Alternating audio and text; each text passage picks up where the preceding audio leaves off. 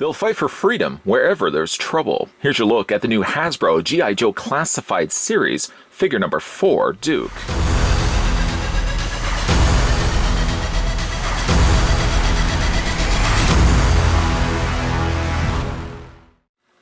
G.I. Joe is a highly skilled, on-demand special operations force of men and women from around the globe. These extraordinary talented heroes are selected for their elite abilities and tasked with defending the world from Cobra, a ruthless criminal organization bent on total domination.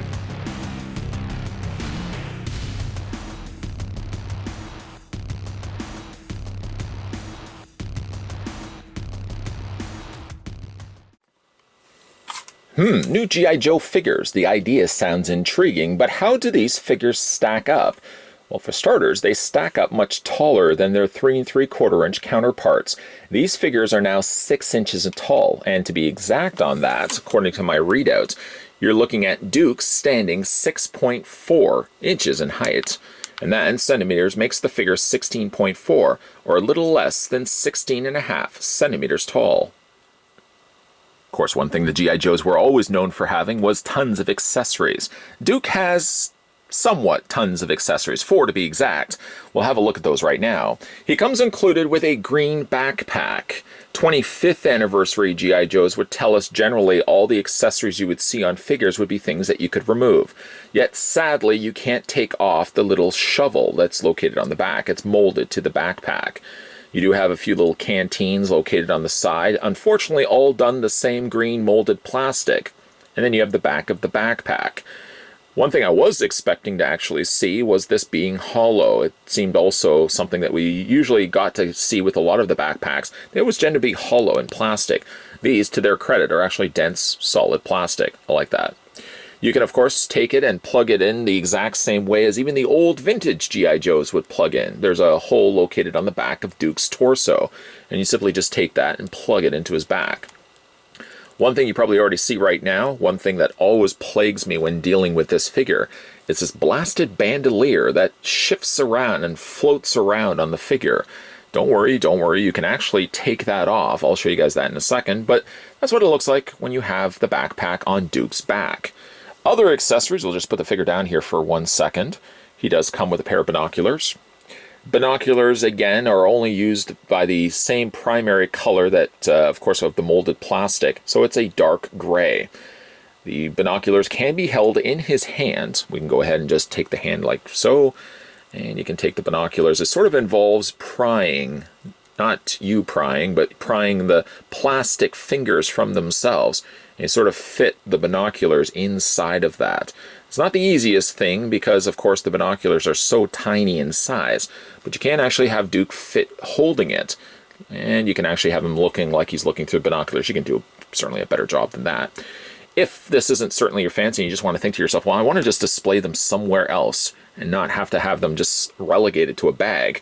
One good thing is about the binoculars is there's a little peg on the back side of binoculars, and they fit into the hole that's located on his belt, so you can keep them out of the way. That's one good thing, is at least that accessory is a separate piece. As well as can be said is the pistol that comes included with the figure, and I'll just put the figure down again for a second. Try to cover off as much as I possibly can. He comes with a pistol that has some interesting metallic gold located on the top. Feeling as if they almost sort of just want to keep throwing colors at this figure. I'll talk about that also in a second as well. The pistol, like I said, normally would have just been all gray gunmetal color. And then again, like I said, they've just added some gold along the top section of it. It can be fit into his hand the exact same way as the binoculars, a little more successful at least, as it does fit into his hand. And you can get the trigger finger adjusted and fit around so it actually fits into the trigger section. Just involves taking the finger and again prying that around. Now you can either have the pistol in Duke's hand, or you can also navigate down below here, as he does have a holster to accommodate the pistol. Just slides into the holster like that. And last but certainly not least, Duke comes included with a rifle. Sort of a machine gun. We'll have a look at that right now. Again, the need to throw all this additional color to it. I'm not faulting it necessarily, but it seems like they want to just throw everything at this. Gold, of course, along the top, gold in the sniper scope and laser scope. and then gold along the top there, with some additional light up blue, though they're not really lighting up. The blue is at least, again, to simulate the idea that it would have probably firing lasers as opposed to bullets. Pew, pew, pew! I'm sure everybody made that sound when playing with their G.I. Joes back then. Nothing is removable on it. It's basically just a solid piece of plastic. And again, I don't want to find fault with these necessarily. For all intensive purposes, Duke falls within the parameters of what I would expect a vintage Duke to have. They've just upgraded a lot of him. And for the rifle, you can put it into his hand, his machine gun. And you can either have him wielding it in one hand. I kind of like the idea of having him displayed like that. Or he does have the necessary arrangements made with his other elbow that they can work hand in hand, literally hand in hand. And you can actually have him holding the machine gun with both of his hands, which is a nice touch. Again, you just kind of get the fingers around it. There you go. A nice way to display the figure as well. So we'll go ahead and take the accessories out of his hands. I suppose for the time being we can leave the holstered gun there. We can also leave, you know what, I'm going to take this off. I almost feel like I'm going to bang that, and that's going to pop off, and it's going to fall on the floor. And it's so small, I feel like I'm not going to be able to find it. While we're also at it, we can go ahead and take off the backpack, leaving basically Duke the way he appears when you first get him out of the packaging. As I said, if you are somebody that gets frustrated by floating around bandoliers, I get frustrated from time to time, you can actually take it and you can fit it over top of his head, and you can just slide it right off of his arm. And it's never going to bother anybody ever again. This is never going to bother anybody ever again. I'm just going to put it to the side. But it's just to show you that it is removable if you want to. They haven't attached, of course, anywhere on the figure that permanently says, well, it's going to be there, and then it's just going to shift around and drive you bonkers. No, you can remove it altogether. So having a look at Duke. Of course, we have a larger scale format of G.I. Joes. It's not as bothersome to me. I mean, I'm somebody that grew up with the old vintage 3 3/4 line, the Real American Hero line. So for me, that's my sweet spot where I enjoy my Joes. I like the idea of being able to have them in smaller scale, and I can have more of them on the shelf. Hasbro instead decides to give us a larger format of G.I. Joes, and overall, I'm not too disappointed in the line. I know there's a reluctancy, certainly the way I said that. I like the line for the sense that it's taller Joes that you can have on display. I'm still not really fancying the design, and it may be something I'm going to have to warm up to. This certainly falls into the territory where when you're looking at figures that are coming out nowadays, especially if you're an older collector, sometimes you feel so set in your roots where you want a figure to look a certain way because that's the way the figure has always looked when you had him in your collection, when you were growing up with him. I mean, G.I. Joe, for me, was something a staple when I was growing up. It was the show I watched. Transformers fell second to that, but G.I. Joe was always primary number one for me in my household. So for me, I have really strong interests when it comes to the Joes. And I feel perhaps I may be set in my ways when I expect G.I. Joes to look a certain way. I mean, for Duke, he falls within all the things that you'd expect Duke to have, especially going from the old vintage line. He has this mustard yellow button up top. He has colored pants, slightly colored pants, similar to this. And his head sculpt isn't that far removed from the Duke that we would have grown up watching. Now this Duke, they felt the need to add a scar running across the front of his eyebrow. That's an additional touch. I don't know if it's just me, but he kind of reminds me a bit like Chris Pratt when I see the sculpting of his face. They obviously went with more of a younger, chiseled-looking Duke, not Luke, versus the one that we would have had growing up in the cartoon. The head sculpt isn't terrible. I mean, I think the head sculpt's pretty good. Part of me also almost thought, here's an idea to throw out, just throw it to the clouds and see if it catches. I mean, if they were going to be releasing Joes in this sized format, obviously kids will probably jump on board if they like the idea of G.I. Joes, so I don't feel like that's necessarily the market that they would be gearing it towards anyways. They probably will be looking to pull in the old collectors of the vintage G.I. Joes, then to see if they would be interested in picking up the larger format G.I. Joes. But just the idea I was throwing out there, something I constantly keep looking at and thinking at when I'm looking at these figures, is I think it would have been fun to get these vintage G.I. Joes, this taller format, as sort of cartoon counterparts. similar in the way that the Transformers Masterpiece series have now gone the route of making it look more like their cartoon counterparts, or even one further, the Masters of the Universe classics where they started doing the Filmation style. Imagining if they did do like the Sunbow style, where they literally would have had Duke, there I go, jumping to Luke again. If they had pulled Duke literally from the cartoon, extracted him out from the screen, and made literally a plastic rendition of him, I think that would be such a fun series to get, because then you could get like all the likes of a Cobra Commander, a Destro, a Scarlett, a Baroness, all those characters looking like their cartoon counterparts. Certainly would have been an idea that I would have considered doing if I was working for Hasbro, and I don't work at Hasbro. Needless to say, that was just simply the idea that I was considering myself. So again, like, if I look at the figure with generally, or try to have generally, a clean slate about everything, it's not a bad looking, decent looking Duke. He does have like one little area on the side of his face, and I'm not sure if that's supposed to be a scar. I understand that this area is a scar right above his eyebrow. I don't know if he's supposed to have a similar scar right here, or if it's just the way it came out of the molding. The head sculpt is more, like I said, youthful, with, as you can see, a buzz cut with slighter, lighter color of yellow, with a more darker yellow along the top. Of course, he has the traditional outfit that the old Duke would have had. Some nice little medals there, for example, the top lapels or epaulets, I'm trying to remember the names of these, done in red, with the top section of his shoulder all done in more the dark military forest green. The belt itself is a separate piece. It's not removable from what I can see. It's just something that I suppose you could, if you wanted to, take the torso and separate it completely. I don't know why you would want to start dismantling your Joes, but you probably could take the belt off that way. It flops around, but at least it's in a controllable area, unlike the bandolier that, like I said, just moves around way too much for my liking. Rolled up sleeves on Duke, very muscular on the arms, like the coloring and the paint done there. And then he does have some additional reds on his gloves. Like I said, like, there's some areas where I think to myself, I just feel like they were throwing extra at this. Like, does the gloves necessarily need the additional red on the knuckles? I personally feel no, but that's what they ended up doing.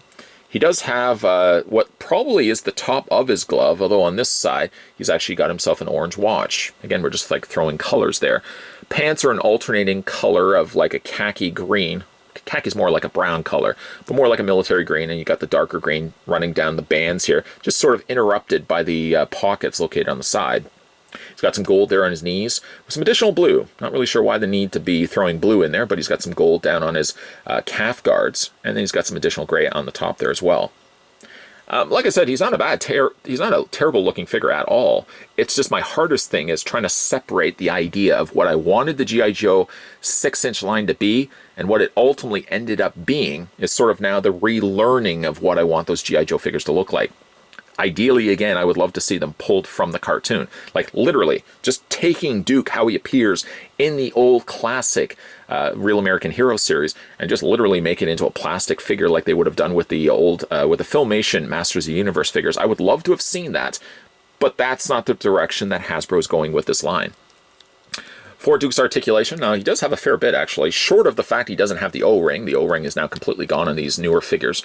He does have a head that rotates all the way around. It hinges quite considerably down and up. So if you had him on a jetpack would be fun for Duke, and a little American flag that he could carry around with him. His head rotates all the way around, and you can also rock it back and forth as well. He does have actually 2 points of articulation, just to talk about that right now. He does have the hinge ball joint at the top of the head, so you do get the full rotation going on there. But because I was able to bend it up and down is not because of up here, but rather he actually does have a ball joint at the base of his neck as well. They can hinge the head down and up that way as well. So he has good 2 points of articulation on the neck and the head. Then the arms hinge outward. Similar actually to also the new Ghostbuster figures, he has that cup socket joint that allows the arms to hinge in and out as well. The hands rotate all the way around, the arms rotate all the way around on that bicep joint. He does have a double hinge on the elbow, and he does have rotations on the hands, and you can also hinge those back and forth as well. In addition to that, while he doesn't again have that O-ring, he does have a crunch in his torso, and you can rotate the waist back and forth. I'm not really sure why you'd want to have your Duke facing that far low, but I mean, again, the option is still available that he does have that crunch. I just like the fact that they would throw in those extra little bits of articulation. Legs split out, a full split's happening on Duke. While you are moving the legs, periodically you'll notice that the joint, the way that they've designed the legs, they drop the legs down so you can get actually the legs to be able to sit in a sitting position. And then when you just want to bring those back, you just pop those legs back up and you just put them back into their sockets. Pretty clever. Swivel at the 3/4 cut of the thigh. He's got a double hinge on the knee. And then Duke also has quite a bit of articulation in the foot, an ankle pivot back and forth, and it also hinges up and down. And like the old G.I. Joes, he does also have peg holes on the undersides of his feet. So again, if you want to get him in some more dynamic poses, sadly this line doesn't come with additional stands. I mean, for this being sort of, I would guess, the more definitive version of G.I. Joe figures, stands with G.I. Joe written across the top or on the front would have certainly been a nice touch to accent the idea that these are larger G.I. Joes with more additional articulation and a ton of different accessories, though Duke in this case only has 4 accessories. At least he does have some. And overall, it's not a bad-looking Duke if I have to kind of relearn the idea of what new G.I. Joe should look like. It's such a tricky tightrope to walk when you've got a toy company deciding to bring back a vintage toy line that many of us now as adult collectors grew up with. Because now as adults, we all are very high on expectations. Our expectation level is pretty high on these new released figures. We all sort of have our own ideas of what the new G.I. Joe should look like. I mean, I've already offered up my idea. I would have liked to see them go the same route as the Super 7 Filmation style of Masters of the Universe, where you look at those characters and they look like their cartoon counterparts. I think that would have been a great idea for Hasbro to do the exact same thing, a Sunbow style of Joes, where they look like their cartoon counterparts. But that's not the route that they went, and because of that, you have to either embrace the line or nostalgia can basically blanket over it and you just dismiss the line altogether, saying these aren't the Joes that I grew up with. And that's difficult because, of course, the company wants to modernize their figures as well. We can't always live in the past. As a modern take, they've gone away with the 3 3/4 inch style, instead going with a 6-inch format, and it actually works well for the characters. Duke was the one I started with, simply just because he was the leader of the Joes, but I also did manage to pick up Scarlett and Roadblock. And while I will try to go into this line with a very clear perspective and clean slate so that I can appreciate the figures for what they are, Duke doesn't look too bad. There's a few of them that I sort of, not really sure if I'm liking the design. But I am overall pretty open to the idea of what Hasbro is going to do with this new G.I. Joe line. Is it the line I would have wanted to see and the style I would have wanted? No, but it's not a bad line so far from what I've seen. What do you guys think of the new G.I. Joe Classified series? Let me know down below in the comments section. Now, I did manage to pick up both Scarlett and Roadblock. Unfortunately, I couldn't find them locally, which usually is the case, so I ended up having to pick them up on Amazon, of all places. And I couldn't find Destro, nor could I find Snake Eyes. So I'm going to see if I can try to track those ones down. But definitely reviews of Scarlett and Roadblock will be coming soon. So for Joe fans, certainly keep your peepers peeled for that. If you are new to this channel, hit that subscribe button down below and consider the idea of turning on that bell notification so that when future videos are coming onto this channel, you'll be at least notified. And as I said, we're going to be having a look at the Scarlett as well as Roadblock in some upcoming reviews. As always, guys, thanks for watching, and I'll see you guys next time.